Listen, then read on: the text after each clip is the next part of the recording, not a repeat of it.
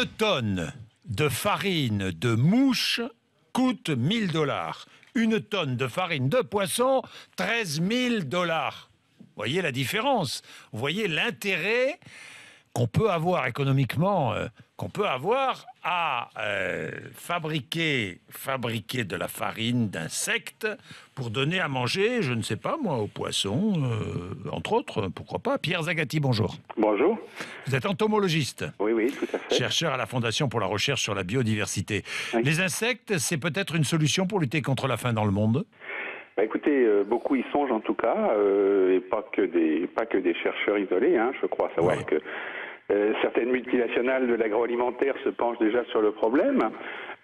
Comme vous l'avez dit, ça coûte moins cher, c'est plus facile, l'empreinte écologique est moindre pour produire une tonne de farine d'insectes que de farine de poisson ou de farine de viande. Malheureusement, je dirais, pour l'instant, on n'a pas réussi à passer un cap quantitatif pour produire suffisamment d'insectes pour nourrir une frange de l'humanité importante. Alors, pour la première fois, une conférence internationale se tient aux Pays-Bas en partenariat avec l'ONU sur la promesse des insectes pour nourrir l'humanité. Dans 30 ans, il y aura 9 milliards d'êtres humains sur Terre et pour satisfaire les besoins, la production mondiale de viande, par exemple, va devoir doubler. Il faut des protéines. Les surfaces agricoles ne seront pas suffisantes pour assurer une telle production. Alors, la production et la consommation d'insectes, pourrait se révéler être une solution pour répondre à ce défi. Source de protéines, les insectes. Oui, tout à fait. Tout à fait. D'un point de vue diététique, c'est très bon. Les protéines d'insectes sont tout à fait digestibles pour l'homme et effectivement, on peut en produire en grande quantité. Il y a même des études. Vous avez parlé tout à l'heure de farine de mouche. On peut tout simplement élever les mouches sur des déchets alimentaires de la production humaine, des choses qui ne sont pas consommées. Donc, on a vraiment des solutions qui sont écologiquement très, très, très rentables et très, très vertes, je dirais. Alors, les mouches vont sur les déchets. On élève ces mouches sur les déchets, et ensuite on les transforme en farine. Voilà. Mais ce sont des mouches des mouches du compost. Ce ne sont pas des mouches qui vont sur les aliments avariés. C'est pas tout à fait la même chose. D'accord. Bon. Oui, je voulais dire, pardon, mais je voulais vous interroger, vous faire la remarque, Pierre Zagati. Les poules et les poissons mangent déjà des insectes dans la nature. Tout à fait. Et oui. Tout à fait, nous en mangeons, nous, sans le faire exprès, assez fréquemment, dans les fruits, dans les légumes, dans la salade, etc. Même en roulant en vélo, la bouche ouverte, il y a des insectes partout. C'est quand même la grande part de la biomasse sur Terre. Les 3/4 des espèces animales sont des insectes sur Terre. Vous savez qu'en France, il y a 38 000 espèces d'insectes différents. 38 000 38 000, rien qu'en France métropolitaine. Ah oui. Oui, donc on peut pas passer à côté. Oui. On pourrait manger combien d'espèces, de différents insectes? Je sais pas, plus de 1000, dit-on?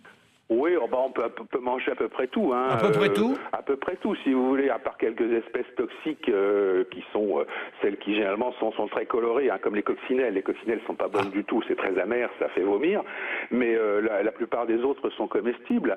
Par contre, vous avez goûté beaucoup d'insectes, vous, mon cher? J'en ai goûté quelques-uns, oui. J'ai goûté des grillons, des criquets, des fourmis, des chenilles, des larves. Ce qui est très bon, c'est les grosses larves de charançons tropicaux, là, sauf que il faut les faire griller pour que le gras s'en aille et que ça devienne croustillant. Ça, c'est absolument excellent.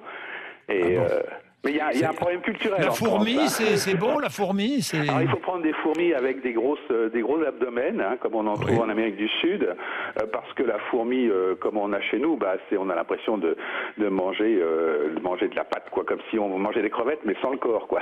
Ça, c'est pas très agréable. Oui. Qu'est-ce qu'on boit? Du rouge, du blanc pour accompagner tout ça ou... Un petit rosé. Un petit rosé. Voilà. Un plat de fourmis avec un petit rosé, c'est... Par exemple. Pourquoi pas, non, c'est pas si mal, finalement. Oui, moi, j'hésiterais beaucoup, je vous le dis tout de suite. Vous avez franchi le pas, Pierre Zagati, mais moi, j'hésiterais beaucoup. Oui, c'est un fossé culturel qui est vraiment français, qui est même pas occidental, puisque d'après les enquêtes qu'on a pu lire, dans d'autres pays, aux États-Unis ou n'importe quoi, les gens sont moins réticents. Je dirais pas qu'ils sont des gros consommateurs d'insectes, mais ils sont moins réticents. C'est très culturel. Vous savez, les tabous culturels en matière de cuisine, et les mangeurs de grenouilles et autres huîtres crues, Remarquez. Pas de leçon à recevoir d'autres dîners randonnés. Mais vous savez, bon, de toute façon, il est très peu probable qu'un jour on mangera des insectes tels quels. On mangera des choses qui ressembleront à des steaks, de même qu'aujourd'hui on mange des steaks de soja et qu'on n'a plus du tout l'impression d'avoir un plat de soja dans son assiette. Évidemment, évidemment. Merci Pierre Zagatti.